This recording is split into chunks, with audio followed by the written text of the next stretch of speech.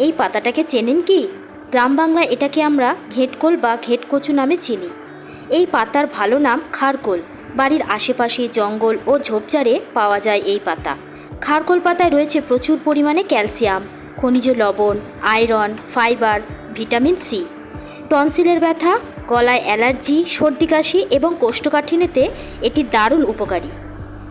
আজ আমি আপনাদের এই পাতার ভর্তা বানিয়ে দেখাবো। প্রথমে কড়াইতে কিছুটা জল নিয়ে তাতে সামান্য লবণ দিয়ে জলটা গরম করে নেব। জল গরম হয়ে গেলে তাতে ধুয়ে রাখা খারকোল পাতাগুলো দিয়ে মিনিট 10 জন্য ঢাকা দিয়ে ভাপিয়ে নেব।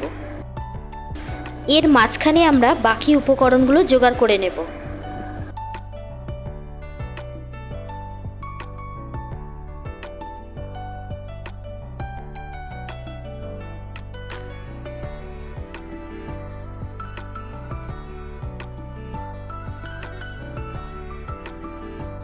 ভাপিয়ে নেওয়ার পর পাতাগুলো আলাদা পাত্রে তুলে ঠান্ডা করে মিক্সিতে ব্লেন্ড করে নেব।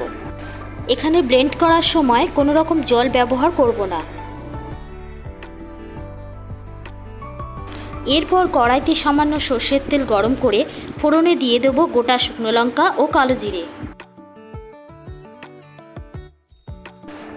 একটু নেড়েচেড়ে সবার প্রথমে দেব গ্রেট করে নেওয়া রসুন। ভালো করে নাড়াচাড়া করে নেওয়ার পর রসুনের কাঁচা গন্ধটা চলে গেলে কুচিয়ে রাখা পেঁয়াজ ও কাঁচা লঙ্কা দিয়ে দেব।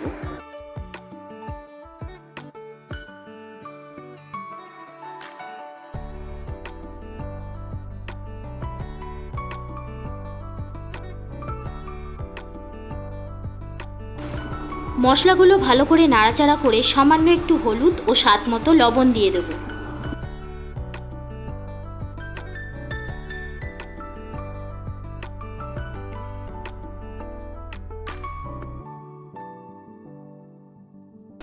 মশলাটা ভালো করে ভাজা হয়ে গেলে এবার তাতে দিয়ে দেব ব্লেন্ড করে রাখা পাতা।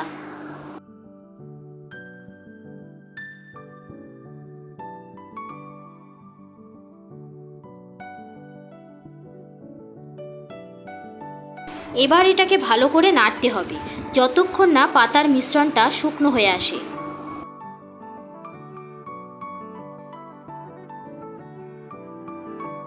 পাতার মিশ্রণটা যখন এইরকম শুকনো হয়ে আসবে তখন এটাকে নামিয়ে নেব। তাহলে দেখলেন তো এই পাতার ভর্তা বানানো কতটা সহজ। গরম ভাতের সাথে এটা খেতে খুবই সুস্বাদু লাগে। আমি মন্দিরা, আপনারা দেখছেন আমাদের চ্যানেল লিভ মাই লাইফ। ভালো থাকবেন, সুস্থ থাকবেন।